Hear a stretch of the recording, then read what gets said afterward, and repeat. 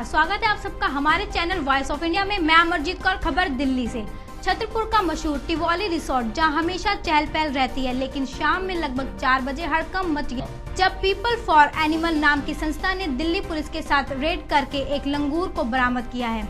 संस्था के मुताबिक लंगूर एक दुर्लभ प्रजाति की श्रेणी में आता है और टिवोली गार्डन के मालिक अधिकारियों ने लंगूर को अपने इस्तेमाल के लिए रस्सियों में बांधकर कैद कर रखा है, जो कि वाइल्ड लाइफ प्रोटेक्शन एक्ट के तहत कानूनी अपराध है। फिलहाल संस्था के टिवोली गार्डन के खिलाफ महरौली थाने में कंप्लेन दी है, जिस पर पुलिस कार्रवाई कर रही है। आइए सुनते हैं पीपल फॉर एनिमल अधिकारी को। ऐसा है कि इस साइड में छतरपुर साइड में एक लंगूर बना हुआ है नीम पे, तो हम इधर आए तो यहाँ पर नीम पे हमने देखा कि बना हुआ है, तो हम रेस्क्यू कर रहे हैं इसे। अभी तफ्तीश में इन्वेस्टिगेशन में चल रहे हैं, अभी तो ठीक है, कार्रवाई जारी है, जो भी पता है। यह थी दिल्ली से राकेश सोनी की खास रिपोर्ट। आप देखते रहिए हमारा वेब न्यूज चैनल voiceofindia.net।